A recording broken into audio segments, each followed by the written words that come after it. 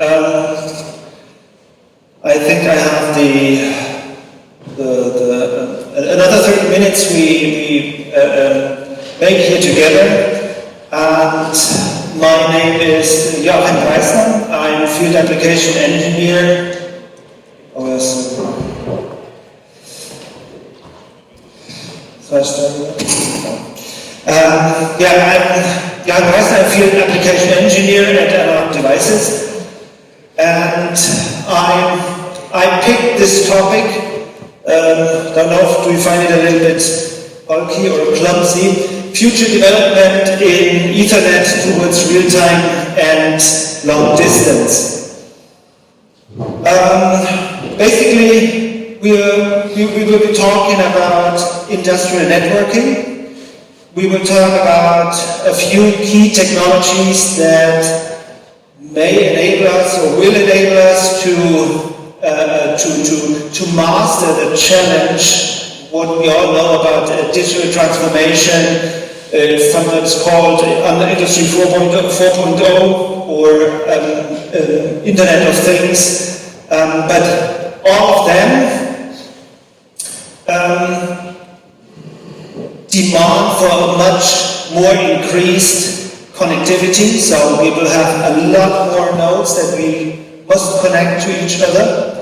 And beyond that, we also want to get more information out of those nodes. So we have an enhanced connectivity, enhanced information we want to get out of those nodes. This is one key trend. And the next key trend is Ethernet. So there are companies out there who do surveys about new installed nodes in the field, and altogether they see an increasing number of nodes being installed in the field, but even a fraction of Ethernet-based nodes or Ethernet communication-based nodes are increasing higher than regular or higher than the other field bus type nodes. And whenever it comes to Ethernet, there's always a strong demand. Well, now, when I want to connect everything to the internet, to the cloud, so it's demand for security. It's for the number of nodes, it's a matter of scale. So those are key trends that we are facing. And this huge increase will bring up a lot more players in that area. So we will see a much bigger demand for vendor independence. So I want to connect sensors from that supplier to actors from many different others. So this is one key trend, is vendor independence, which finally demands for more openness and more accessibility through standards, for example. So I'm starting on so this is the pointer. I'm starting on the left side with the hierarchy of industrial automation. So this pyramid shows on the top left side, this is what we call information technology. Those are the systems, mostly software-based, where all these enterprise resource planning is done, where this manufacturing execution is done. And in this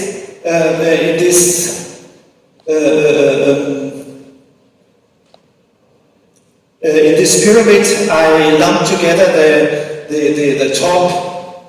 Usually you see more of those layers on the top level, but I put them together because in this session I want to talk a little bit more about the lower levels, where currently the changes, the really changes are ongoing. So in the lower two levels show what we call operation technology. Those are the machines. Those are the programmable logic controllers, the distributed control systems. And on the lowest level, those are the sensors, actuators that make up the machine. And want to, the big demand in this digital transformation is that I can create a network convergence from all the top down to the individual sensor or to the individual actor.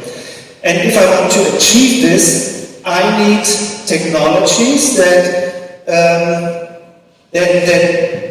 go down all the way through from the top level down to the lowest level of sensors and actuators.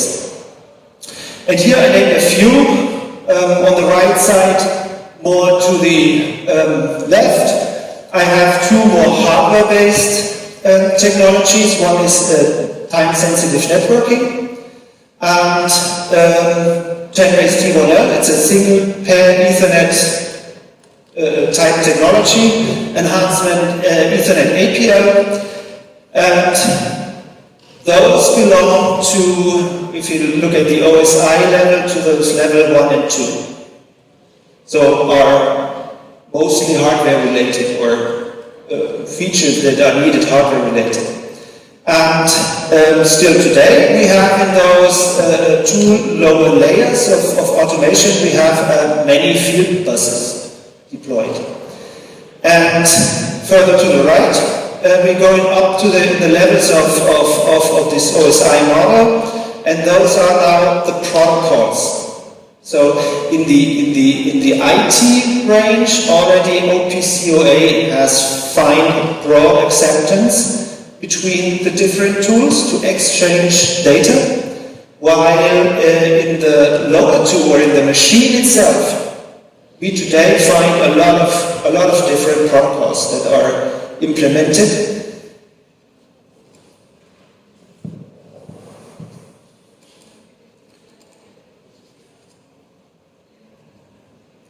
Okay, and I'm coming now to the first of those more hardware-related technology. It's time-sensitive networking. So, in what differs time-sensitive networking from regular Ethernet? So one of these, it's already in the name, it's time. So all nodes need to implement a clock in the system, and those nodes are connected through the network, and there is a certain, so then every node has is time aware. And the second thing is, once I have a clock in each and every node or each and every device within a domain, I can achieve, or through a protocol, I can achieve synchronization. So there's a certain protocol standardized in the TZEN standards, which allows me to synchronize all the different parties in a network in the range of, let's say, a single-digit microseconds. So then all of those nodes have a common time base, a very fine granular, very accurate time base, and operate synchronous. So that can really get, let's say, a measurement value from a motor current and relate it to action or even to a motor on the other end, because you're working within microseconds, or can work within microseconds. And now once you have awareness of time in TSN, in my opinion, even more important thing is that you want to do traffic shaping. Now what is traffic shaping? It's basically, if you look at a standard Ethernet communication, this is let's say a single buffer, and you look at it in a transmission direction. Then you fill the buffer from, let's say, if you're a microcontroller or whatever, and then those packets are sent on the network in sequence as they arrive in the buffer. And time-sensitive networking introduces queues. So you look at it as having 8 different buffers now, and 8 switches to the output port, and now with more with sophisticated algorithms.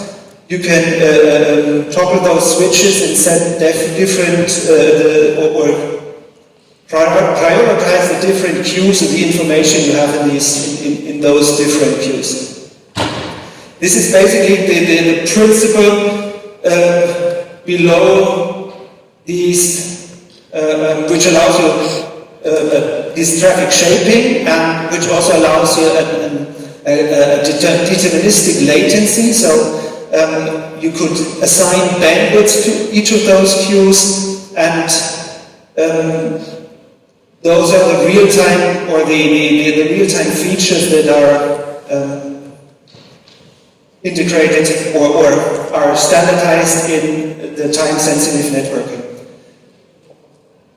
So the time-sensitive network is standardized in some IEEE 802.1 rules. So for the time synchronization, we have the AS standard.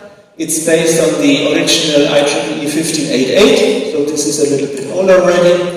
And all this, what is called, or under this quality of service, so the scheduling, the bandwidth reservation, those are standardized on the below the 1Q standards, and those 1Q then has, I think, about 10 more substandards where they describe all those different scheduling and reservation mechanisms.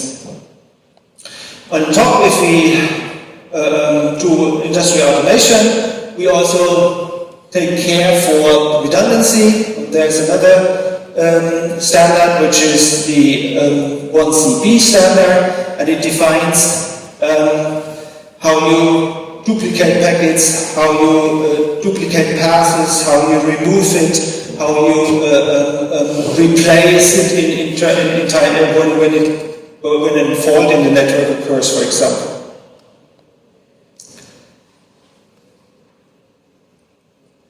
The second technology was mentioned vertically is 10BASE-T1L. 10BASE-T1L is one of the single-pair Ethernet standards.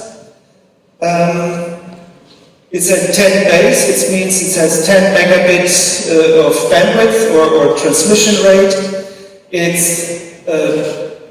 T1 means one twisted single pair with an optional shield, and L means long reach, which is up to 1 kilometer in distance. It has also a standard behind it. It's the AO2.3CG from 2019, and usually you're implementing it by taking PHYs, as you know them, from a gigabit or a 100 megabit PHY. It's interfacing with the same standardized interface like RGMI or MII to a regular MAC within a microcontroller, and yeah, so it's from the connection to a microcontroller system. It's not different to any other PHY. And what the single pair Ethernet, the idea behind is that it's in this case the 10BASE-T1L is that it should replace at the final end. Should replace field buses. So the various field buses we have today implemented in the machines shall be replaced by a single technology, by a technology that allows Ethernet communication down to the final end node, like a sensor or an actuator down in the machine. This requires that the standard also defines that over those single pair connections that we could also transmit power. So the standard allows up to 50 watts, around about 50 watts of power transmitted over the same single copper pair, then the communication takes place. There were a few companies and sit together and say, wait, they looked at the standard and say, well, if we want to, if we should use this technology within in our process environment, and when I talk about process control, I mean chemical plants maybe, or oil refineries, or production areas with hazardous environments. And those companies and then a few organizations sit together and define what is called Ethernet APL, sometimes also abbreviated Advanced Physical Layer only APL. But behind it's always meant this Ethernet APL is the full term. Yeah, well, it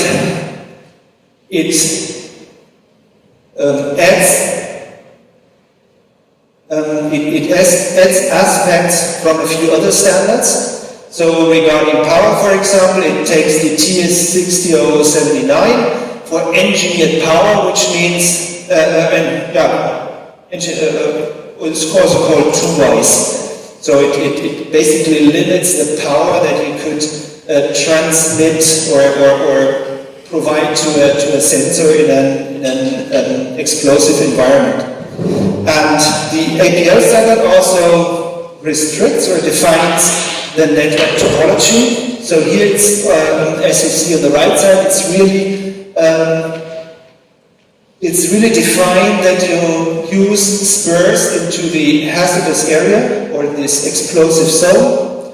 Those devices are then connected to field switches, and those field switches then could be on a higher level than connected to a so-called power switch. On the spurs, the power is limited to 0.5 watt, and from field switch to field switch, which is called trunk, which could be up to 1,000 meters in length, you could transmit up to 50 watts of power. In that case, when we talk about APL, they have also a definition what cables can be used or should be or must be used. It must be according to the standard IEEE 68158. And if you look at those specifications, you find, okay, it's the same cable type that is used in typical field buses today. So if you look at the standards, or these 10-T1L standard, you will find that the cable specification, it doesn't specify a cable, it just specifies a link segment by insertion and return loss limits. Yeah? And they're divided in a way that you can reuse already cable laid out in your factory. So they paid attention already in the specs for that you could reuse already infrastructure installed in the field.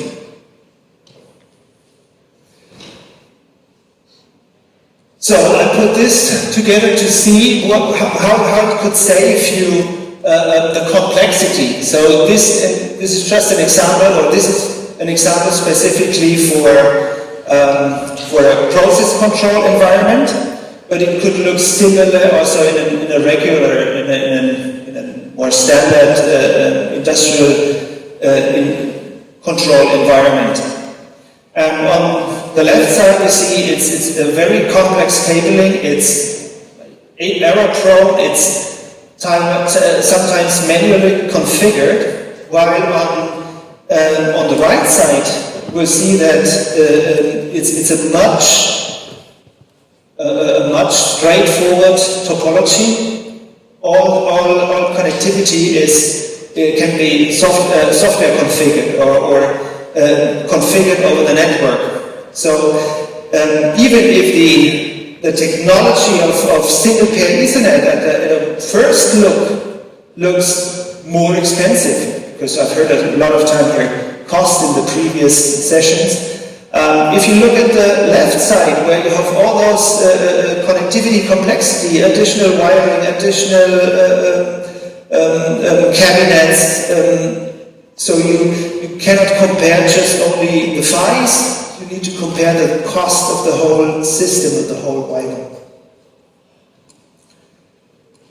Well, now, this was now on the right side, so, or those two, or the last two technologies, it's TSN and 10-base T1L. I don't include all, not yet, but later, I don't include all the single pair Ethernet. Those are the key technologies that allow us to really get this network convergence, because then we really can communicate through from the top all through the bottom of an automation of an automation installation. So now I come to a software aspect, which is not usual for a hardware supplier, but I think it's important to later value how those standardization could influence developments, or the speed in how these technologies are accepted. So there's one key technology, which is OPC UA. So OPC is a well-accepted technology in between many software providers already, between platforms.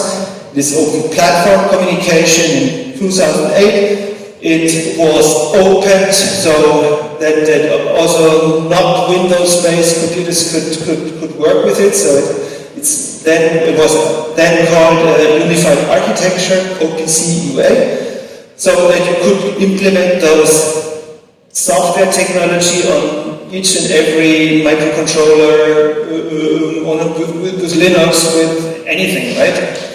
So, and it was originally client-server based, and this was good enough, let's say, for software-to-software communication. But when they try to get this approach of OPC-UA down into the machine, they found out that you need an additional communication mechanism, which in this case is PubSub. So since 2018, this PubSub option of OPC-UA is standardized.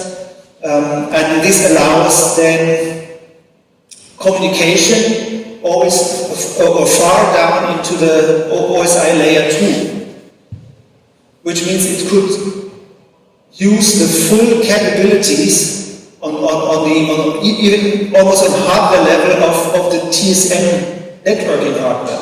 This is a very important thing, so that with these protocols, specifically these binary messages, it can communicate on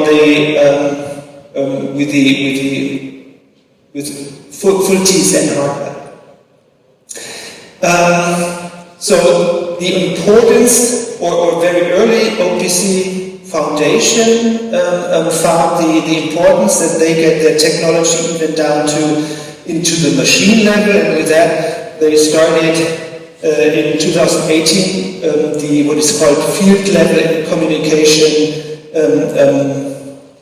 initiative. It's called FLC, and all those specifications coming out of this are found under the term OPC-UA-FX, which stands for field exchange. And as they claim already, so it will be available for controller-to-controller communication, C2C, sometimes referred as machine-to-machine, but it's really controller-to-controller, so it goes already down into the machine, and also they will go further to controller-to-device and device-to-device communication. And all those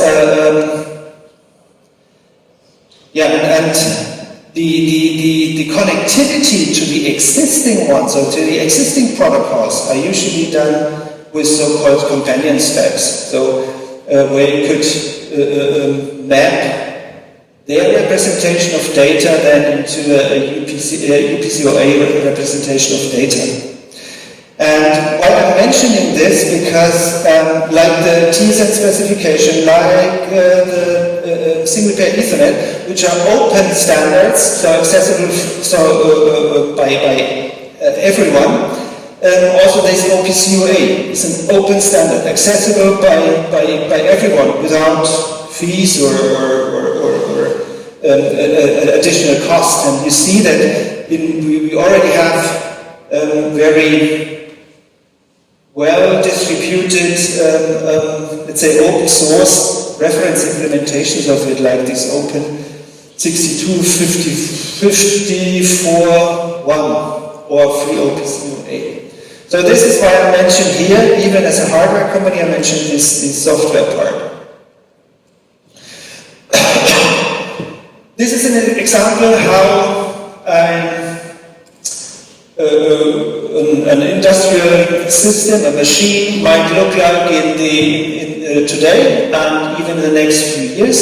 I put it up here because you already see here it's a mixture from, let's say, I don't want to say older technology with a new Ethernet-based. You see OPCUA. This is done by a gateway because. Or it's done by a gateway, but if you look at this, I'm pretty sure in about 5-10 years, when we come to the timeline later, I think the gateways will move away.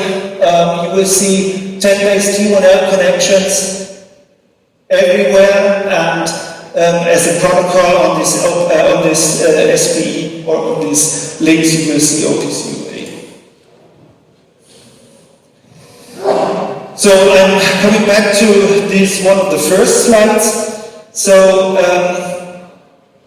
we see that the biggest changes or the biggest challenges we already have if we really want this network convergence from top to bottom is to straight out these orange parts here. We already have those technologies, let's say, on the hardware side. This is, here you see the timelines. So all those standards that are required on the hardware side are standardized since 2020. And there's still ongoing work on the software side. So there is a base standard through all the levels since 2018. With this pops up, so which allows really scalable, fast communication between end devices, and but there's still a way to go. But the standardizations for these field level communications are strongly ongoing. And now look at these time. Or these years when the standards came out. And if you know, usually automation is a very, very slow-moving target. So 10 years is nothing. So the field buses we're seeing today stayed there since the 80s, 90s. But here you see public standards were developed within just 5 years. Yeah, so this is, when I come to the conclusion, it's an advantage, but will also be a challenge for future product development. So, maybe one indication for me why OPCUA could make the final race here is that even with those let's say, industry organizations. So NAMUR is a European process industry end-user organization. Open Group, Open Process Architecture Forum is similar. They already have committed to use OPCUA as their information exchange technology. And together with these other two parts on the right side, this will finally, or in in the future also make this hierarchy which we have today to dissolve in a kind of more cloudy system, right? Where we would not have these strong hierarchy elements anymore. Okay, so the technologies are there. And they will definitely remove protocol conversions that we have today, many of them. With a removal of conversions, we don't need so many different gateways anymore. So these full vertical Ethernet networking will remove most of the gateways. The standardization will allow open source hardware and software platforms. We see a lot of open source already in this, open source software specifically in this area. It will allow many new players. And yeah, it will, as I mentioned, remove the hierarchical structure of the automation networks. So, and finally, I also wanted to mention the other part of the single pair Ethernet family. It's 10BASE-T1S.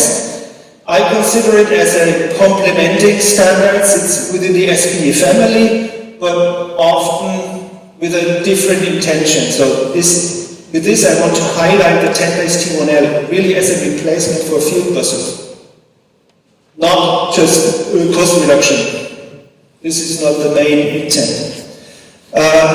And a strong indicator is that the technology, single pair Ethernet, will make it that even the next higher bandwidth with 100BASE-T1L is currently in standardization.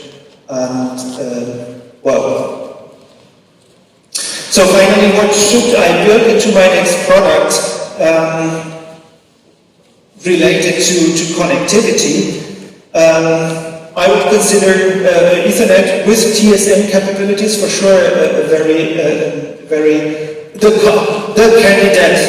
So I believe this the communication will be Ethernet based in the future in all industrial automation. Specifically, Ethernet into the field level, we will see as the standard for it. With APL for power. And now, as I said,